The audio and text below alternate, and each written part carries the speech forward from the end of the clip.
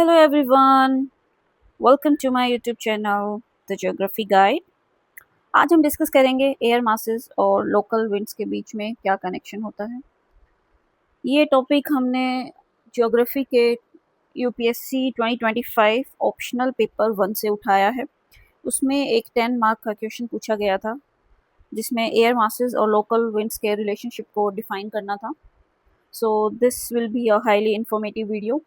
Be attentive during this class. Without wasting time, let's start. So first, we will discuss what are air masses and what are local winds. How do we differentiate both of them? So air masses provide large scale thermal and moisture background of the atmosphere, while local winds are small scale circulation generated by local pressure and temperature contrast. The relationship is that air masses set the basic properties and stability within which local winds arise and also modify their intensity and weather effects. So, इसका जो main crux है वो ये है, जो air mass होते हैं वो एक बड़े एरिया पर इफेक्ट डालते हैं, वेयर एज जो लोकल विंड्स होती हैं वो इस बड़े एरिया के किसी छोटे से हिस्से पे इफेक्ट डालती हैं। जो एयर मास होते हैं वो इस लोकल विंड की प्रॉपर्टीज को इफेक्ट करते हैं। यहाँ पे लिखा गया है air masses set the basic properties and stability with in which local winds arise and also modify there intensity. This is the main crux of this definition. यहाँ से जो मेन कीवर्ड आपको याद करने हैं, air mass, large scale thermal moisture background, local wind, small scale circulations. Okay, concept क्या है? Air mass, a large body of air, 100 से 1000 किलोमीटर में फैली हुई होती है एयर मास कोई भी, is relatively uniform temperature and humidity acquired over a source region. Air mass में जो रिलेटिव टेम्परेचर और ह्यूमिडिटी पाई जाती है वो एक पूरे एयर मास में यूनिफॉर्म फॉर्म में होती है।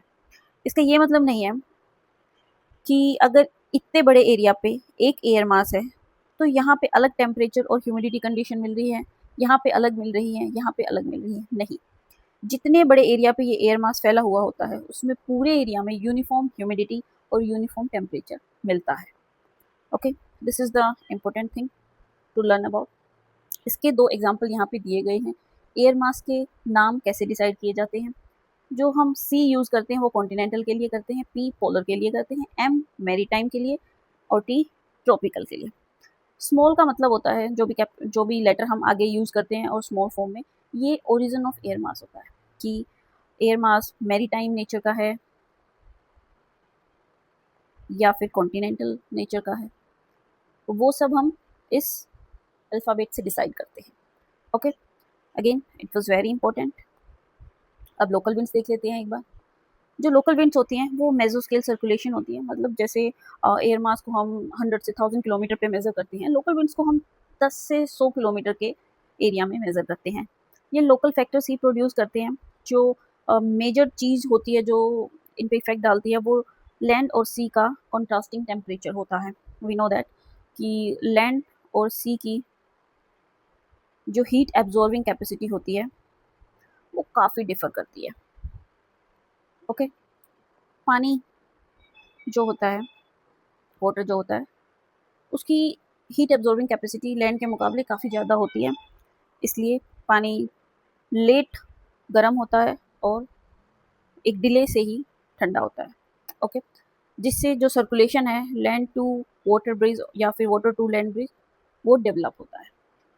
अब वाटर के कंपेयर में जो लैंड है वो जल्दी हीटअप होती है और जल्दी कूल डाउन होती है। ओके, इनके जो कुछ एग्जांपल्स हैं लोकल विंड्स के, वो सी ब्रीज हो गया, लैंड ब्रीज हो गया, वैली माउंटेन विंड्स। अब वैली एरिया से ये जैसे एरिया होता है, एक विंड ऐसे जाती है, एक विंड ऐसे जाती है, ठीक है। ये विंड जो ऊपर से नीचे की तरफ आ रही है ना, मतलब कि कोल्ड एरिया से, यहाँ पे वैली एरिया है, अरे यार, this is the valley area, this is the mountain region. जो माउंटेन की पीक से नीचे की तरफ आती है, यहाँ ठंड होगी, गर्मी होगी, यहाँ ठंड होती है, यहाँ गर्मी होती है। तो जब एयर ऊपर से नीचे की तरफ आती है उसको हम कैटाबैटिक विंड बोलते हैं, जो नीचे से ऊपर की तरफ जाती है उसे हम एनाबेटिक विंड बोलते हैं। अब ये कुछ विंड्स के नाम है, चिनुक, फोन, लू, मिस्ट्रल। लू जो है हमारे नॉर्थ इंडिया में पाई जाती है, चिनुक यूएसए में, फोन यूरोप की है, और मिस्ट्रल आई थिंक शायद यूरोप और अफ्रीका के बीच में कहीं ये मिलती है। ये कोल्ड विंड है, ये हॉट विंड है। चिनुक हॉट विंड है। चिनुक को हम स्नो ईटिंग विंड भी बोलते हैं। It is a very important thing, so keep this thing in your mind. Moving forward, ये काफ़ी इंपॉर्टेंट चीज़ है। अब यहाँ बताया गया है जो एयर मासेज हैं वो कैसे किसी भी जगह के इन्वायरमेंट को कंट्रोल करते हैं फॉर लोकल विंड्स। ओके, जो प्रिवेलिंग एयर मास होते हैं वो उस जगह के टेम्परेचर को, ह्यूमिडिटी को और स्टैटिक स्टेबिलिटी को फिक्स करते हैं। अब किसी भी जगह की स्टेबिलिटी डिपेंड करती है वहाँ पे जो अमाउंट ऑफ ह्यूमिडिटी अवेलेबिलिटी है वो कितनी है। ज़्यादा ह्यूमिडिटी होगी, ज़्यादा टेम्परेचर होगा, वहाँ अनस्टेबिलिटी और दूसरी जगह कंपैरिजन में ज़्यादा होगी।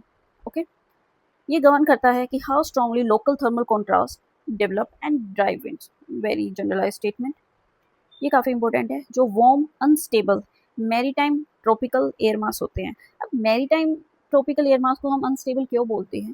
क्योंकि इसमें जो विंड होती है वो अपने साथ मॉइस्चर कैरी करती है। मॉइस्चर से हमेशा साइक्लोनिक कंडीशन डेवलप होती है। साइक्लोनिक कंडीशन मतलब the formation of clouds at a certain height. अब अगर क्लाउडी वेदर होगा तो उसको हम काफ़ी अनस्टेबल वेदर मानते हैं, ठीक है। तो हमेशा जो मैरीटाइम ट्रॉपिकल एयर मास माना गया है वो अनस्टेबल माना गया है। Over the coast it increases the land sea temperature gradient by day and it strengthens sea breeze circulation. अब टेम्परेचर ग्रेडियंट मतलब कि जो हम सी से लैंड की तरफ आते हैं, जो टेम्परेचर का बढ़ने का जो ग्राफ है उसको हम ग्रेडियंट बोल रहे हैं यहाँ पे, ये उसको बढ़ा देता है, ठीक है।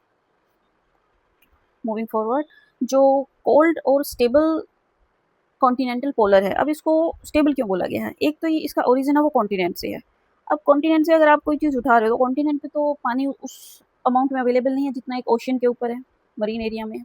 ऊपर से जो कोल्ड विंड होती है वो हमेशा डिसेंड करती है, मीन्स ऊपर से नीचे की तरफ बैठती है। ये जो एक सर्कुलेशन होता है ना हमारा विंड का, अगर कोई विंड यहाँ से उठ रही है तो ऐसे उठेगी, ठीक है, ऐसे उठेगी, एक जगह जाके वो ऐसे फिर यहाँ हमारा ट्रोपोपोज आ जाता है, यहाँ से वो वापस नीचे आना शुरू कर देती है ठंडी होके।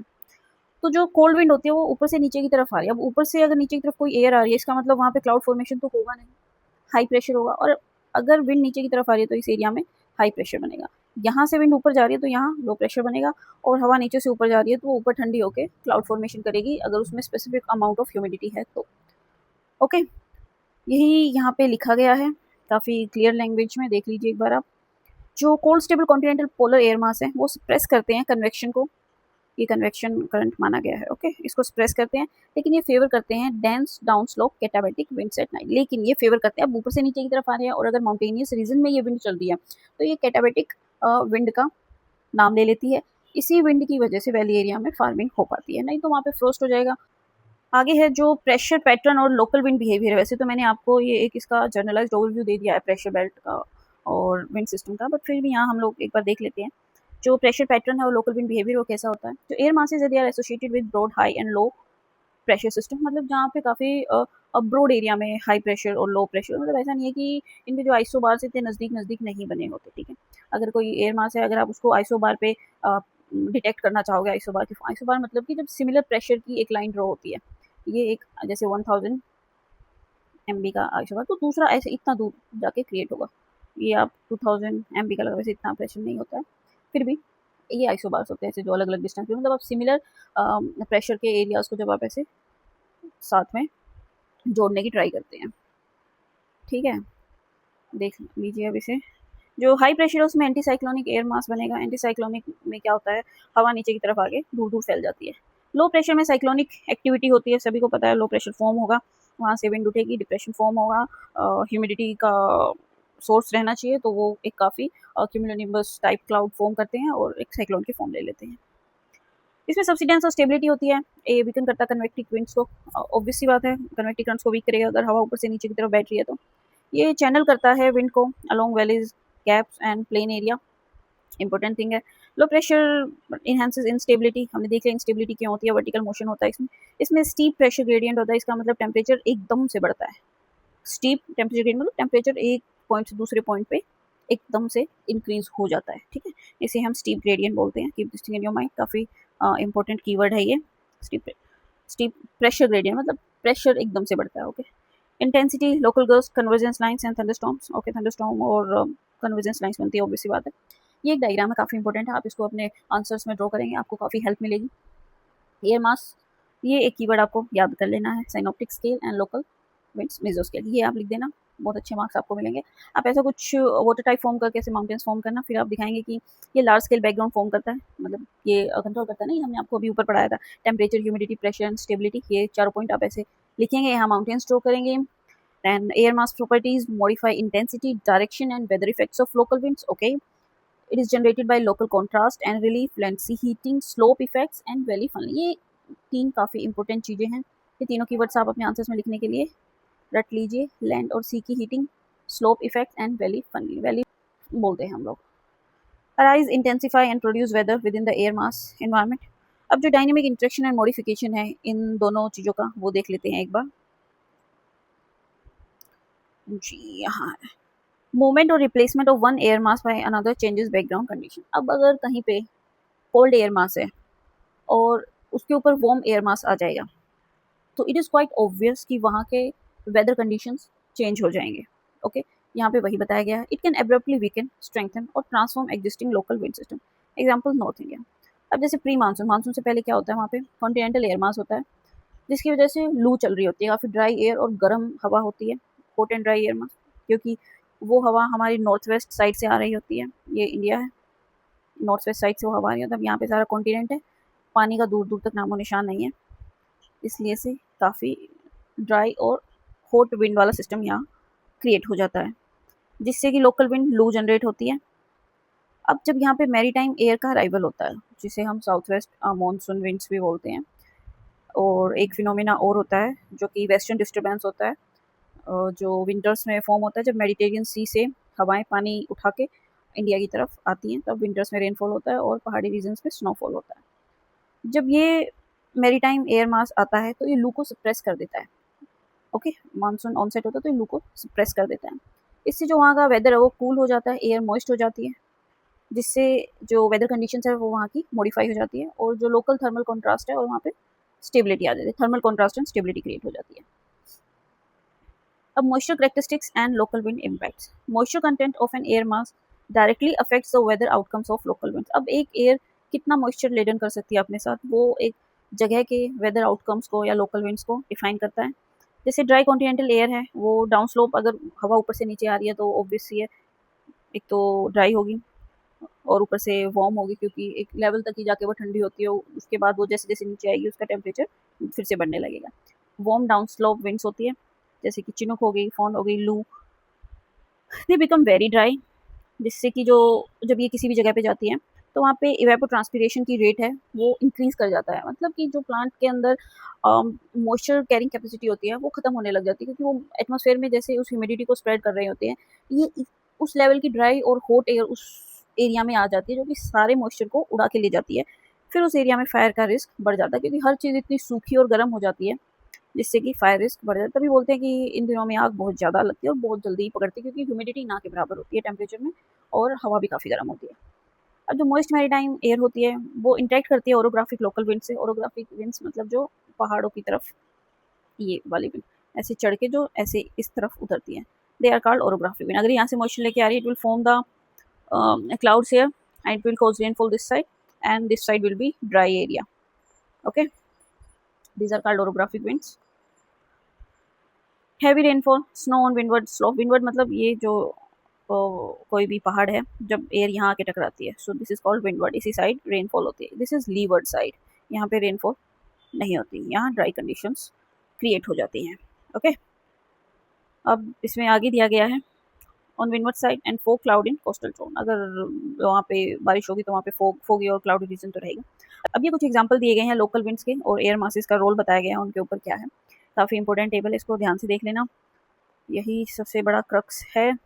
अब लोकल विंड है सी ब्रीज। अब इसका जो मेन कॉज है लोकल फैक्टर मतलब सी ब्रीज, क्यों क्रिएट होती है? सी ब्रीज मतलब समुद्र से ज़मीन की तरफ जो हवा बहती है, ऐसा क्यों होता है? क्या फिनोमिना है इसके पीछे?